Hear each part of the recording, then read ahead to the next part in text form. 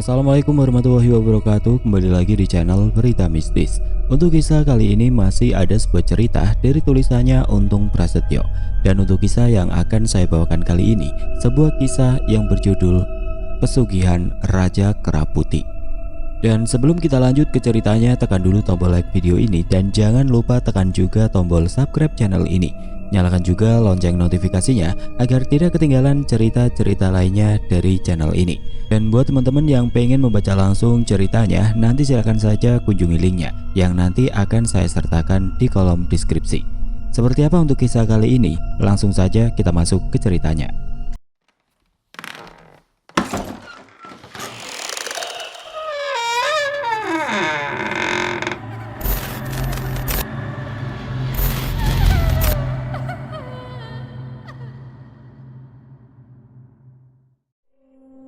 Hidup dengan penghasilan pas-pasan terkadang membuat seseorang lupa untuk bersyukur kepada Sang Maha Pencipta.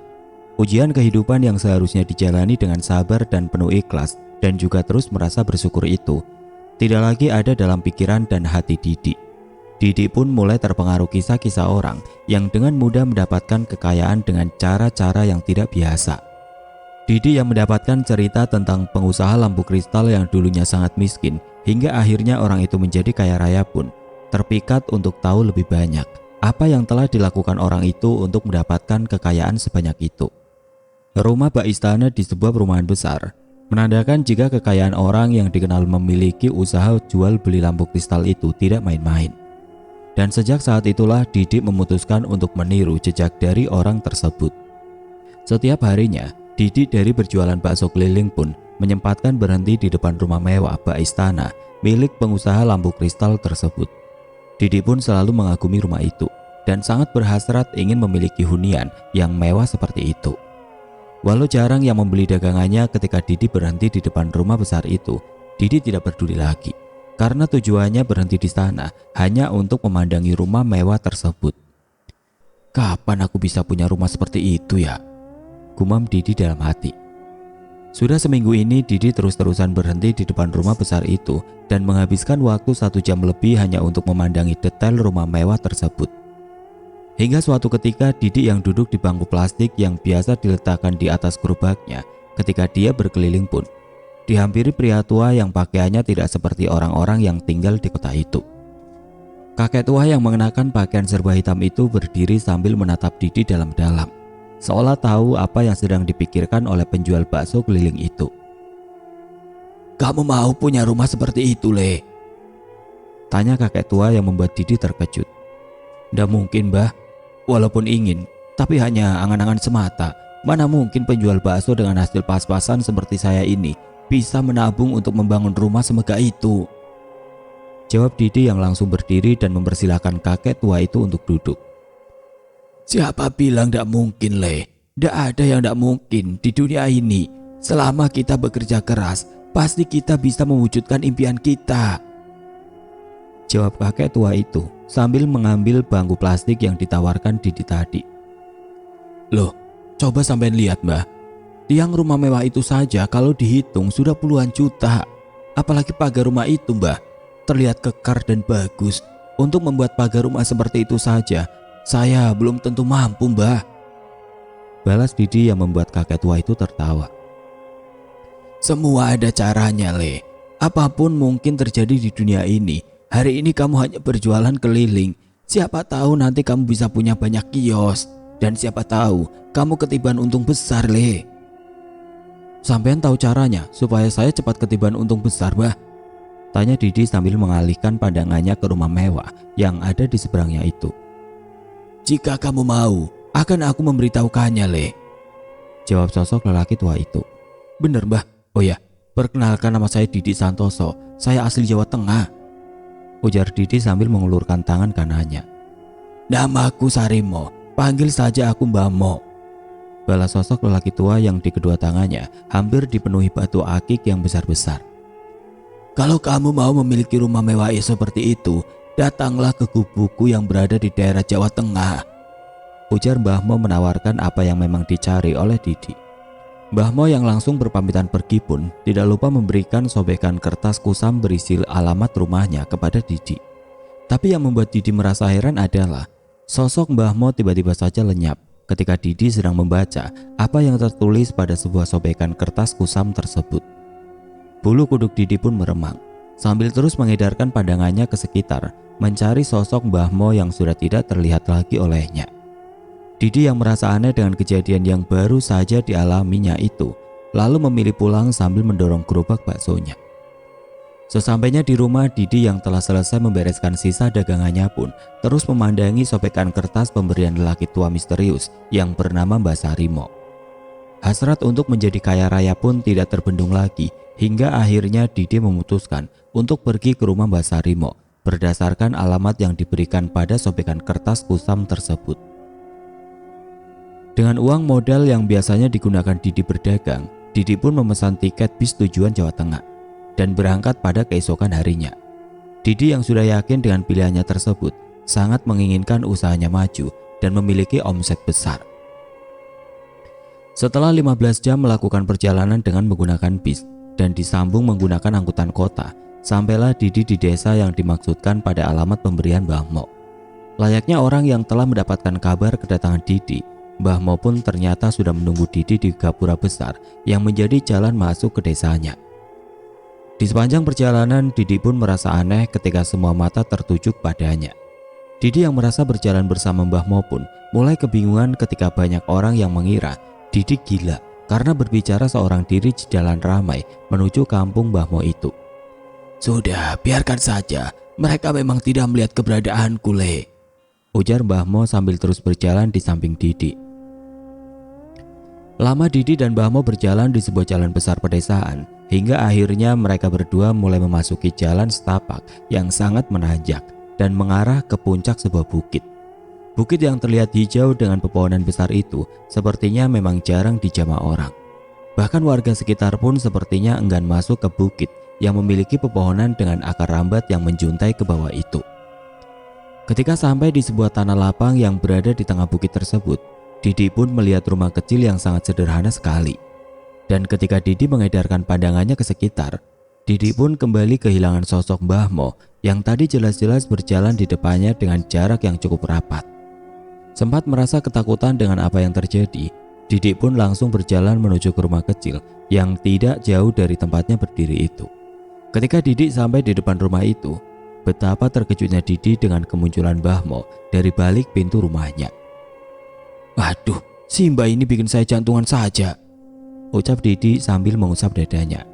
"Ngapunten, Le, sampean kui sopo? Kok bisa sampai di sini?" tanya Mbah Mo dengan nada suara yang berbeda.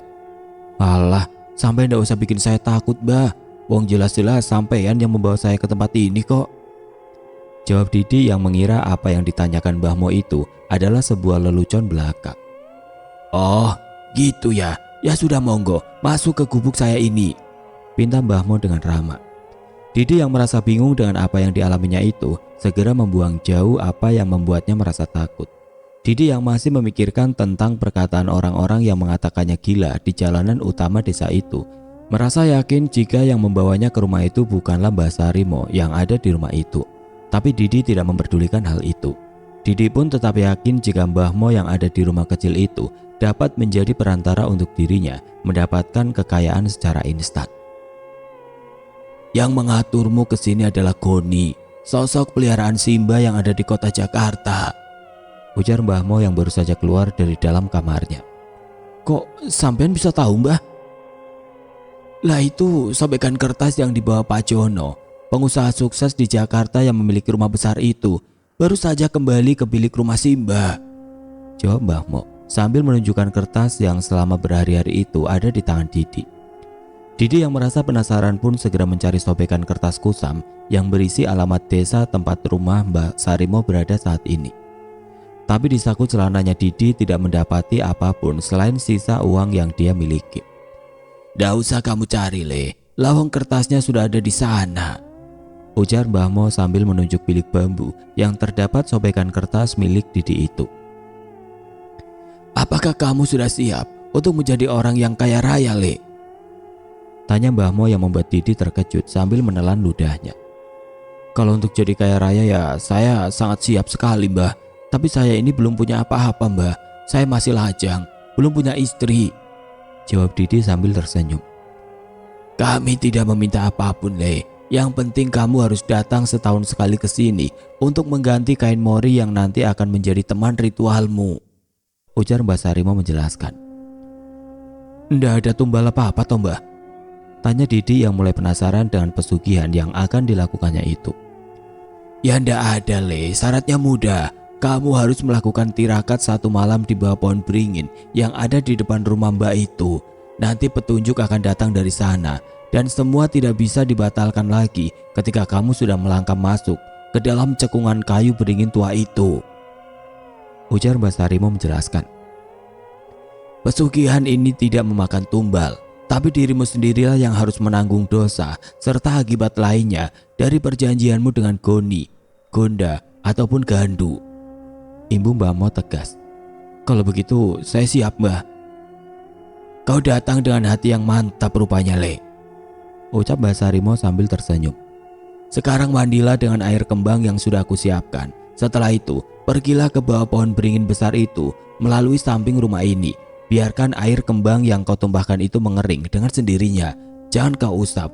Dan juga kau tidak boleh mengenakan apapun ketika kau melakukan tirakat di bawah pohon besar itu. Baik, Mbah. Kalau begitu saya izin ke belakang dulu. Setelah melakukan ritual mandi kembang, Didi pun berjalan dengan bertelanjang bulat menuju ke sebuah pohon besar sesuai petunjuk dari Mbah Sarimo tadi. Sesampainya di bawah pohon besar yang memiliki cekungan seperti goa itu, Didi pun segera duduk bersila di atas kain mori yang telah disiapkan oleh Mbah Mo sebelumnya.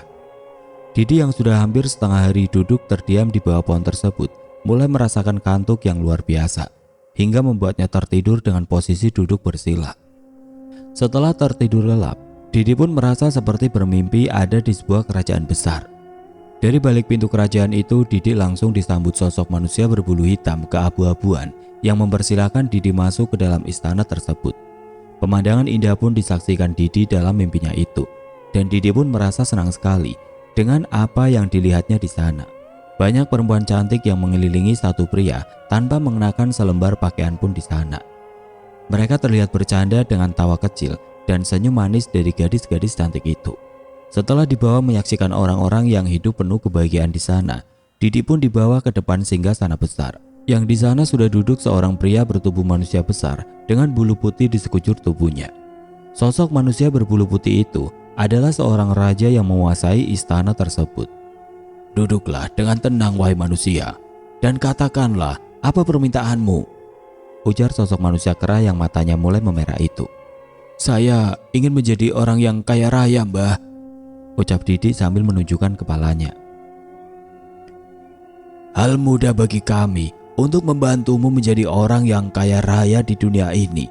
Kau datang ke tempat yang tepat. Di sini, aku tidak meminta tumbal apapun, hanya saja aku meminta nyawamu kelak, dan kau akan berada di bawah kekuasaanku seperti orang-orang yang tadi kau lihat sewaktu kau berjalan menuju ke singgasanaku ini, ujar sosok manusia bertubuh besar yang memiliki bulu putih di sekujur tubuhnya. Berapa tahun yang kau inginkan, wahai manusia? Tanya sosok raja kera putih tersebut. 70 tahun, Mbah. Ketika usiamu menginjak 70 tahun, aku akan mengambil nyawamu sendiri. Sekarang kembalilah ke duniamu dan nikmatilah kekayaan yang akan aku berikan, ujar sosok raja kera putih tersebut. Tanpa banyak bertanya lagi, Didi pun segera beranjak dari tempatnya duduk di hadapan sang raja siluman kera putih itu dan langsung diantar oleh sosok prajurit dari kerajaan tersebut. Setelah tersadar, Didi pun merasa terkejut dengan tempatnya berada saat itu. Didi yang dengan jelas duduk di bawah pohon yang memiliki cekungan seperti goa itu sudah berada di dalam rumah Mbah Sarimo. Kau datang tanpa sedikit pun keraguan, Le. Gandu yang merupakan raja siluman kera putih itu telah menerima keteguhan hatimu yang ingin menjadi orang yang kaya raya. Sekarang kenakan semua pakaianmu. Setelah itu aku akan menjelaskan apa saja pantangan yang harus kau hindari selama kau hidup di dunia ini, ujar Mbah Mo yang langsung dilakukan oleh Didi. Setelah mengenakan pakaiannya, Mbah Mo pun menjelaskan apa saja yang harus dilakukan Didi. Saat itu, Mbah Mo memberikan 1 butir buah kelapa, kopi pahit, dan beberapa buah pisang yang harus Didi makan di tempatnya melakukan ritual tadi. Habiskan semua hidangan ini, Sosok Gandu yang sudah ada dalam tubuhmu sudah merasa lapar dan haus, ujar Mbah Mo sambil menunjuk ke arah tempat kopi, buah pisang, dan satu butir kelapa muda itu. Setelah menghabiskan hidangan yang telah disiapkan oleh Mbah Mo, Didi pun kembali duduk di atas kain mori yang sebelumnya telah digunakannya tadi. Terimalah batu ini, dan nanti bungkuslah batu ini menggunakan kain mori yang sedang kau duduki itu. Biasanya kain mori itu cukup untuk digunakan dalam waktu 9 bulan. Dan sebelum kain itu habis, kau harus kembali lagi ke tempat ini untuk mengambil kain mori baru, ujar Mbah Mo menjelaskan. Setelah kau bungkus batu kecil ini dengan sobekan kain mori itu, masukkan ke dalam wadah tempatmu menaruh daganganmu. Tapi ingat, kau dilarang untuk ikut memakan apa yang sedang kau jajakan, Ibu Mbah Mo menjelaskan. Yang berat dari ritual ini adalah kau dilarang untuk menikah selama-lamanya, ucap Mbah Mo yang sontak membuat Didi terkejut. Karena jiwa dan ragamu telah dipinang oleh putri dari kerajaan siluman kera, dan atas permintaan Gandu, kau tidak boleh menikah dengan wanita manapun, ujar Mbah Mo dengan tegas. Kalau semisal saya berhasrat bagaimana, Mbah? Apakah saya boleh membeli atau istilahnya jajan? Tanya Didi dengan malu-malu. Sudah aku katakan, ujian terberat dari pesugihan ini adalah menikah. Dalam artian, kau dilarang untuk berhubungan badan dengan wanita manapun. Baik, Mbah, saya akan patuhi itu semua. Yang terpenting, saya bisa hidup kaya raya. Didi yang ternyata sudah seminggu lebih berada di kediaman Mbah Mo itu kembali ke rumah kontrakannya yang ada di daerah Jakarta. Para tetangga dan teman-teman seprofesinya mencari-cari keberadaannya yang pergi sudah 9 hari itu. Mengetahui bahwa kepergiannya itu sudah berhari-hari, Didi pun menjadi bingung sendiri dibuatnya. Pasalnya menurut hitungan Didi, dia cuma pergi selama 3 hari. Karena sudah tidak memiliki uang untuk modal berdagang, Didi pun memberanikan diri meminjam uang kepada saudaranya. Tapi sepertinya kebanyakan cerita pada umumnya, semua saudara Didi pun tidak memberikan sepersen pun uang pinjaman kepadanya. Dengan perasaan kesal, akhirnya Didi pun mendatangi rumah sahabatnya yang bekerja di pasar Kebayoran Lama untuk meminjam uang sebagai modal awalnya berdagang bakso kembali. Sahabat Didi yang bernama Wasiman pun dengan senang hati membantu Didi. Wasiman tahu siapa Didi yang tidak pernah berbuat hal-hal negatif selama dikenalnya.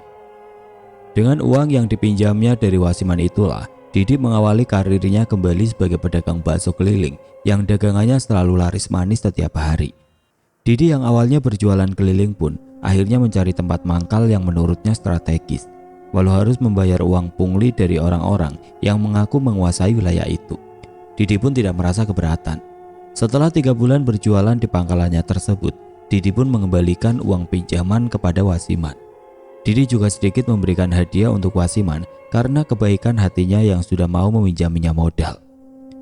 Setelah 9 bulan berlalu, Didi yang kini mulai memiliki tabungan banyak pun kembali mendatangi kediaman Mbah Sarimo untuk mengambil kain mori yang memang terus digunakannya untuk ritual dagangannya tersebut.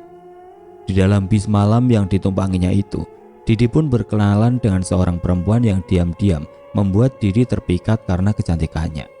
Didi yang mengetahui pantangan yang harus dihindarinya itu lalu bersikap acuh tidak acuh kepada perempuan yang duduk tepat di sebelahnya. Tapi perempuan yang rupanya tertarik dengan sosok Didi itu terus mengajak bicara Didi, hingga akhirnya Didi pun luluh dengan kecantikan perempuan itu. Sebelum berpisah, Didi pun meminta alamat tempat tinggal gadis itu yang bekerja sebagai asisten rumah tangga di kota Jakarta. Dan dari situlah hubungan Didi dengan gadis bernama Tantri itu dimulai. Seperti biasanya, sosok orang yang menyerupai Mbah Sarimo pun telah menunggu Didi di gapura besar yang menjadi jalan utama untuk masuk ke desa tempat Mbah Sarimo tinggal. Sosok itu lagi-lagi mengajak Didi berbincang.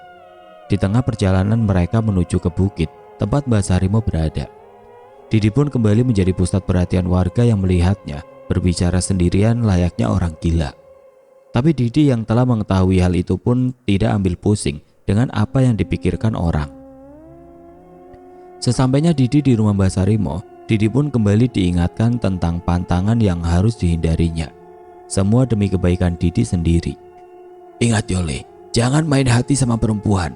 Kamu sudah terlarang untuk mengasihi perempuan manapun karena kamu sudah menjadi calon suami dari seorang putri kerajaan Gandu, ujar Mbah Mo yang mendapat anggukan kepala dari Didi.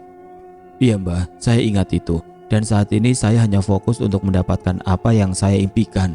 Jadi untuk urusan wanita, saya sudah tidak memikirkannya lagi, jawab Didi dengan yakin. Setelah mendapatkan apa yang dibutuhkannya, Didi pun berpamitan dan kembali lagi ke Jakarta. Tidak lupa Didi meninggalkan sejumlah uang untuk digunakan Basarimo membeli kebutuhan ritual di hari berikutnya. Didi yang kembali diantar oleh sosok menyerupai Mbah Mo pun mulai bersikap biasa ketika sosok itu mengajaknya berbincang-bincang. Awalnya Didi hanya mencoba-coba menjawab pertanyaan-pertanyaan dari sosok Mbah Mo melalui hatinya. Tapi ternyata sosok Mbah Mo dapat mendengarnya sambil tersenyum. Sesampainya Didi di Jakarta, Didi pun menjalani rutinitas seperti biasanya. Dagangan Didi pun selalu laris manis setiap harinya dan Didi pun kini memiliki banyak pelanggan. Belum genap 1 tahun Didi berjualan dengan dibantu oleh ritual pesugihan itu, Didi pun mulai dapat membeli sebuah ruko di pinggir jalan yang digunakannya untuk berdagang. Karena selalu ramai pembeli, Didi pun akhirnya mencari karyawan yang mau bekerja di warung bakso miliknya tersebut. 3 bulan berlalu dari pertemuan Didi dan Tantri. Entah mengapa Didi pun mulai teringat wajah Tantri yang senyumannya menggetarkan hati. Didi pun membuka ponsel Nokia dengan tipe 3315 yang digunakannya untuk menyimpan nomor ponsel Tantri serta alamat Tantri yang tersimpan di file SMS. Dengan hati resah bercampur rindu, Didi terus memandangi layar hijau ponselnya dan ingin sekali menelpon gadis cantik yang ditemuinya di dalam bis malam yang ditumpanginya sewaktu perjalanan dari Jakarta ke daerah Jawa Tengah itu. Rasa takut akan melanggar pantangan yang selama ini dipatuhinya pun perlahan luntur karena rasa rindunya kepada sosok gadis cantik berkulit kuning langsat serta memiliki kingsul yang membuat gadis bernama Tantri itu terlihat cantik. Didi yang mulai kasmaran pun memberanikan diri bermain hati dengan menghubungi nomor telepon yang disimpannya beberapa bulan lalu. Tapi rasa kecewa pun menghinggapi hati Didi ketika suara yang ada di ujung telepon genggamnya adalah suara seorang operator. Didi pun melempar telepon genggamnya itu ke kasur karena merasa kesal dan patah hati setelah nomor yang dihubunginya itu sedang tidak aktif. Keesokan harinya Didi yang hampir semalaman terbayang-bayang wajah Tantri pun mendapatkan kejutan yang sama sekali tidak diduganya. Bagai hujan yang turun setelah kemarau panjang, hati Didi yang gelisah gundah gulana memikirkan Tantri pun seperti mendapatkan kesejukan setelah Tantri dengan tiba-tiba datang ke warung baksonya bersama seorang perempuan yang merupakan teman baiknya. Didi yang terlihat salah tingkah dengan keadaan Tantri serta teman perempuannya itu terlihat bingung untuk menghadapi kejadian yang membuat hatinya bergetar dan berbunga-bunga itu. Hingga akhirnya Tantri yang terus tersenyum melihat tingkah dari Didi itu kemudian menyapa Didi terlebih dahulu dan menanyakan kabarnya. Setelah suasana canggung menghilang, Tantri yang terus saja berbicara tentang dirinya dengan pekerjaannya itu mulai merasakan sesuatu yang tidak biasa di warung bakso milik Didi itu. Didi yang tidak mengetahui tentang Tantri dan temannya itu merasa biasa saja hingga akhirnya Didi pun berinisiatif membuatkan bakso untuk kedua tamu istimewanya itu. "Aku dan Sumi habis makan mas, kami minta minum saja," ujar Tantri yang sepertinya tahu jika Didi ingin membuatkannya menu spesial yang ada di warungnya. "Mau minum apa dek?" tanya Didi yang langsung meninggalkan gerobak besar berukiran indah yang terbuat dari kayu jati itu. "Aku teh manis saja dan Sumi tolong dibuatkan kopi hitam pahit tanpa gula mas," balas Tantri yang membuat Didi menggaruk kepalanya. "Beneran Mbak Sumi ini minumnya kopi pahit tanpa gula?" tanya Didi yang merasa tidak biasa dengan permintaan Sumi itu. "Iya mas, saya memang minum kopi pahit 1 hari sekali supaya perewangan saya tidak gusar," jawab Sumi sambil tertawa senang. "Ah sampean ini bisa saja mbak," balas Didi yang sempat tercengang itu. "Bercanda mas, saya kalau nggak minum kopi pahit suka pusing mas, mungkin karena sudah kecanduan kali ya." Tantri yang dari tadi hanya terdiam rupanya telah mengetahui adanya sosok makhluk gaib yang membantu usaha Didi selama ini. Begitu juga dengan Sumi. Sumi yang memiliki jin kuat bernama Gondo Arum itu merasakan adanya energi liar yang mulai menyerangnya. Tapi kedua perempuan yang memiliki kelebihan itu terlihat cukup tenang menghadapi hal-hal di luar nalar manusia itu. Dan mereka pun hanya mengintimidasi sosok siluman kera berbulu hitam pekat yang berada di atas gerobak milik Didi itu. Setelah mengetahui apa yang telah Didi lakukan, Tantri dan Sumi pun pamit undur diri. Didi yang semakin merasa jatuh cinta kepada Tantri pun kembali meminta nomor teleponnya agar Didi dapat menghubunginya kapanpun dia mau. Setelah memberikan nomor teleponnya yang baru, Tantri dan Sumi pun pergi meninggalkan warung bakso milik Didi. Tantri dan Sumi yang kini bekerja di rumah yang sama pun memberitahu di mana tempatnya bekerja dan ia tinggal. Setelah beberapa minggu kedekatan Didi dan Tantri yang hampir setiap malam Didi menelpon Tantri untuk sekedar berbincang-bincang biasa itu, akhirnya Didi pun mengutarakan isi hatinya kepada Tantri. Tantri yang hanya tertawa mendengar apa yang diungkapkan oleh Didi itu, terus saja berusaha mengalihkan pembicaraan ke hal yang lain. Hingga akhirnya Tantri yang terus ditanya tentang tanggapan dari perasaan yang telah diungkapkan Didi itu mengatakan, "Bukannya kamu nggak boleh menikah ya mas?" Ujar Tantri dari ujung telepon genggamnya. "Loh, kok kamu tahu, Tri?" Jawab Didi yang merasa sangat terkejut dengan apa yang telah dikatakan gadis pujaan hatinya itu. "Sudahlah mas, sudahi saja perjanjian gaibmu dengan siluman kera putih itu, karena di akhir hayatmu kau akan menjadi budak di alam mereka," ujar Tantri yang membuat Didi seolah terpukul. Tanpa mengucapkan sepatah kata pun Didi lalu menutup panggilannya. Didi merasa kecewa kepada Tantri tentang apa yang telah diucapkannya tadi.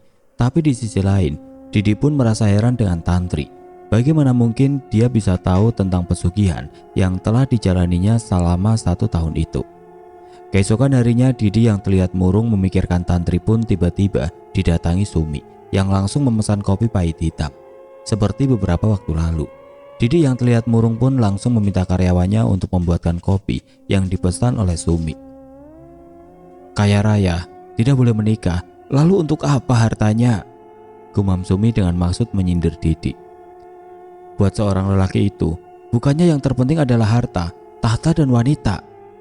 Ibu Sumi sambil terus mengaduk kopi hitam tanpa gula yang sudah tersaji di hadapannya itu. "Tahu apa kamu soal hidupku, Mbak? Nggak usah ngurusi kehidupan orang lain lah," balas Didi dengan suara datar. "Kamu telah menyia-nyiakan hidupmu, Mas.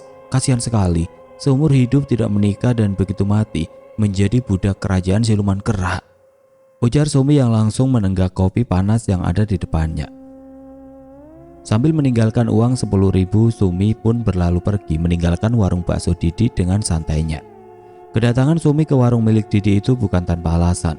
Sumi yang sedari kemarin ingin menghajar sosok makhluk gaib yang membantu kelancaran usaha Didi itu sudah melakukan tugasnya. Dan di saat itulah sosok makhluk gaib berwujud kera berbulu hitam itu pergi dari warung milik Didi dan kembali ke tempat rajanya berada. Seminggu sejak kedatangan Sumi ke warung bakso miliknya, penjualan bakso yang biasanya laris manis pun tiba-tiba menurun drastis. Hal itu dikarenakan sosok dari makhluk gaib yang biasanya menambahkan sesuatu ke mangkok bakso yang dijajakan Didi sudah menghilang. Ketika malam Jumat tiba, Didi yang dari tadi siang merasakan sakit di seluruh tubuhnya pun bermimpi didatangi sosok Handu. Raja siluman kera putih yang telah bersekutu dengan Didi itu mengatakan jika ada orang yang telah memusnahkan prajurit yang dimintanya membantu Didi dalam usahanya. Dan Didi diminta kembali ke rumah Mbah Sarimo untuk melakukan ritual dan juga mengambil kain mori yang akan digunakannya untuk membungkus benda berkodam yang telah digunakan Didi selama berjualan itu. Didi yang sangat terkejut dengan kedatangan dan penuturan Raja Siluman Kera yang merasa sangat kesal itu pun lalu terlintas pada Sumi dan juga Tantri. Dalam hati kecilnya, Didi yang ingin menyudahi pesugihan yang dilakukannya itu pun langsung menghubungi Tantri dan menceritakan apa yang telah dialaminya malam itu. Setelah terbangun dari tidurnya, Didi pun langsung mengambil telepon genggamnya dan langsung menghubungi Tantri. Tidak lama berselang, Tantri pun mengangkat panggilan dari Didi dan menanyakan untuk apa Didi menelponnya di malam buta seperti itu. "Aku mau kamu membantuku lepas dari jerat pesugihan ini, Tri. Tolong aku," ujar Didi dengan suara terbata-bata. "Baik, besok malam aku akan datang ke warung baksomu bersama Mbak Sumi. Aku dan Mbak Sumi akan memutus perjanjian itu. Tapi sebelumnya, kamu jangan mengharapkan apa-apa dari aku ya mas, karena aku belum memikirkan untuk berumah tangga," jawab Tantri dari balik teleponnya. Ketika pagi tiba, Tantri dan Sumi pun mendatangi warung bakso tempat Didi berjualan. Di situ Tantri meminta benda yang selama ini terbungkus kain mori yang selama ini menjadi media penglaris dagangan Didi. Didi yang terkejut dengan permintaan Tantri pun segera mengangkat batu yang terbungkus kain mori itu dari dandang tempatnya merebus bakso. Dan setelah itu Tantri pun membawa benda tersebut ke rumah tempat majikan Tantri berada. Setelah perjanjian gaib pesugihanmu terputus, kamu akan mengalami kebangkrutan, Mas. Disitulah kamu harus memulai berusaha dengan segenap kemampuanmu sendiri tanpa menggunakan penglaris dari pesugihan itu, ujar Tantri yang terus mendatangi batu akik bundar seperti kelereng yang biasa digunakan Didi untuk media penglaris usahanya. Malam ini biar aku dan Mbak Sumi yang urus. Rombongan gaib dari siluman kera putih akan mengambil batu ini, Ibu Tantri sambil tersenyum. Terima kasih Tri, aku lebih baik hidup sederhana asal bisa berumah tangga layaknya manusia pada umumnya daripada aku kaya raya tapi tidak memiliki istri, ujar Didi yang membuat Tantri dan Sumi tertawa. Soal usahamu, nanti kami bantu juga Mas. Kamu tidak perlu khawatir soal rezeki yang akan datang, karena semua sudah ada yang mengaturnya, balas Sumi dengan tenang. Sumi yang sudah lebih berpengalaman dalam hal gaib pun sempat menceritakan perihal penglaris yang dimilikinya. Penglaris dan asian Gondo Arum adalah asian terkuat yang ada di dunia gaib dibanding asian-asian lainnya. Bahkan Tantri pun sempat kewalahan menjinakkan sosok Gondo Arum yang bersatu dengan Gondo Rumi, hingga akhirnya dua sosok jin ASEAN itu dapat ditundukkan dengan bantuan sosok jin bernama Naga Sakilat. Setelah bercerita banyak tentang kehidupannya, Tantri dan Sumi pun segera berpamitan kepada Didi untuk kembali ke rumah tempat mereka bekerja. Dan ketika malam tiba, Tantri dan Sumi pun mulai didatangi oleh sosok Gandu dan pasukan kerajaannya yang meminta Tantri untuk mengembalikan batu yang berasal dari istananya tersebut. Benda ini akan aku kembalikan, tapi kau harus memutus perjanjianmu dengan orang yang bernama Didi itu, ujar Tantri tegas. Suara bising dari lantai atas tempat Tantri dan Sumi tidur pun membuat ibu pemilik rumah merasa ketakutan. Padahal saat itu Tantri sudah memasang pagar gaib supaya sosok-sosok makhluk siluman kera yang menjadi bawahan dari Gandu itu tidak bisa mengganggu pemilik rumah tersebut. Bagaimana kera putih? Apa yang sedang kau pikirkan? Tanya Tantri dengan tegas. Sombong sekali kau anak manusia. Aku akan bawa ke istanaku dan akan aku jadikan kau alas kaki di istana nanti, ujar sosok Gandu sang raja siluman kera putih tersebut. Belum sempat Gandu menyerang, tiba-tiba sosok Gondo Arum muncul dan menyerang sosok Gandu dengan ganas. Sementara Tantri mulai berjibaku melawan pasukan kera yang jumlahnya tidak lagi dapat dihitung menggunakan jari. Sosok Gandu yang bertarung seimbang melawan sosok Gondo Arum itu mulai merasa ketakutan ketika Sumi yang mulai berdiam diri dan memejamkan mata untuk memanggil sosok pasangan dari Gondo Arum tersebut. Tidak perlu kamu minta bantuan Rumi.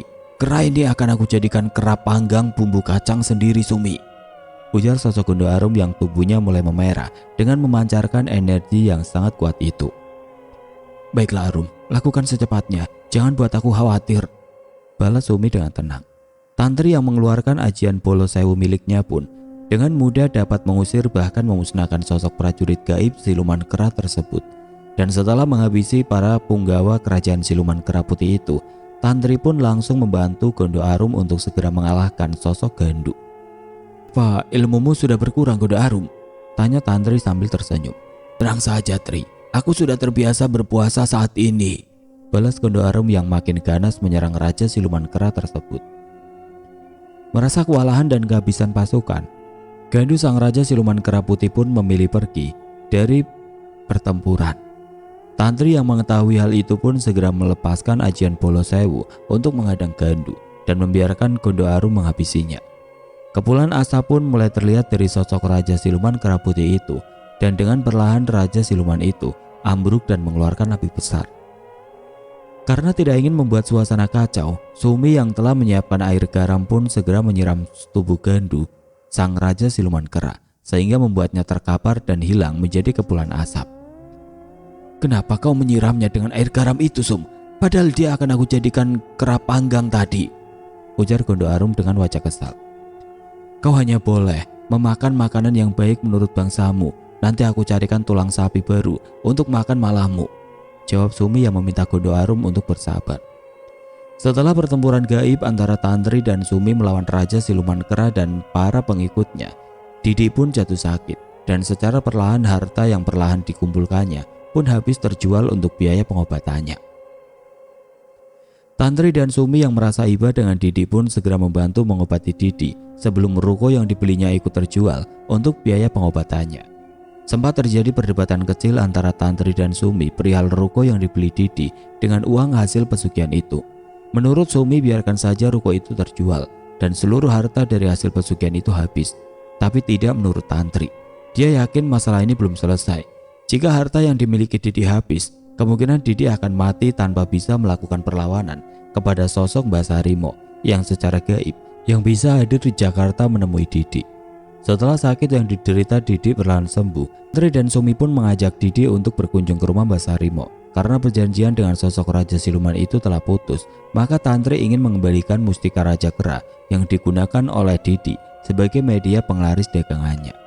Ketika sampai di desa tempat Mbah Sarimo tinggal, Didi, Tantri dan Sumi pun berjalan kaki untuk dapat sampai di bukit tempat Mbah Sarimo tinggal. Sesampainya mereka di sana, betapa terkejutnya Didi ketika melihat rumah Mbah Sarimo telah rubuh dan tidak ada seorang pun di sana. Tapi Tantri yang memiliki mata batin yang tajam tahu jika sosok Mbah Sarimo yang tidak lain adalah sosok jin bernama Goni ada di tempat itu. "Keluar lagi, kami hanya ingin mengembalikan mustika kerajaan Kera Putih," ujar Tantri kepada sosok yang bersembunyi di balik pohon beringin besar itu. "Hiduplah dengan damai di alammu. Jangan lagi menyesatkan manusia, walau itu memang sudah menjadi tugasmu," ibu Tantri sambil menaruh batu kecil sebesar batu akik itu. "Bagaimana jika orang-orang itu datang sendiri ke tempat ini dan memintanya langsung kepada aku?" balas sosok tanpa wujud yang suaranya terdengar dari sebuah pohon beringin besar tempat Didi melakukan ritualnya waktu itu. "Itu beda urusannya, Ki. Yang terpenting kau tidak perlu mencari mangsa. Dan saat ini kaulah penguasa dari bukit ini setelah kakakmu kami musnahkan beberapa waktu lalu," ujar Tantri sambil berteriak. "Aku tidak menyangka Raja Siluman Kera akan bertekuk lutut di hadapan gadis muda sepertimu," sahut sosok Goni dari dalam pohon itu. "Jika kau atau saudaramu yang lainnya ingin menuntut balas, sekaranglah waktunya. Jika tidak, maka jangan ganggu lagi lelaki yang bersamaku ini," ujar Tantri dengan lantangnya. "Pergilah, urusan kita telah selesai. Aku berjanji tidak akan lagi mengganggu lelaki itu maupun dirimu dan juga temanmu itu. Kita berdamai, Cak Ayu," balas sosok Goni yang tidak lain adalah sosok Mbah Sarmo itu. Kehidupan wajar pun kembali dilakukan oleh Didi. Didi pun menjual ruko tempatnya berjualan dan memilih untuk kembali berdagang keliling. Untuk menyemangati Didi, Sumi pun terkadang meminta Gondo Arum untuk membuat dagangan Didi laris manis. Sementara Tantri berusaha mencari resep bakso yang enak agar usaha Didi dapat meningkat. Beberapa bulan berikutnya Didi pun mendapatkan pesanan untuk acara pernikahan seseorang di sebuah gedung besar. Disitulah Didi mulai mendapatkan resep bakso terlezatnya dari Tantri. Dan perlahan usaha bakso milik Didi pun bangkit kembali tanpa adanya pesugihan dan perantara makhluk gaib lainnya. Oke teman-teman, sekian untuk kisah kali ini. Bagaimana menurut kalian tentang kisah ini? Tulis komentar kalian di kolom komentar. Dan semoga apa yang sudah saya sampaikan dalam kisah ini dapat dijadikan pembelajaran untuk kita semua. Buat teman-teman yang baru bergabung, jangan lupa untuk like, komen, share, serta subscribe channel ini. Dan nantikan kisah-kisah horor berikutnya tetap di channel Berita Mistis.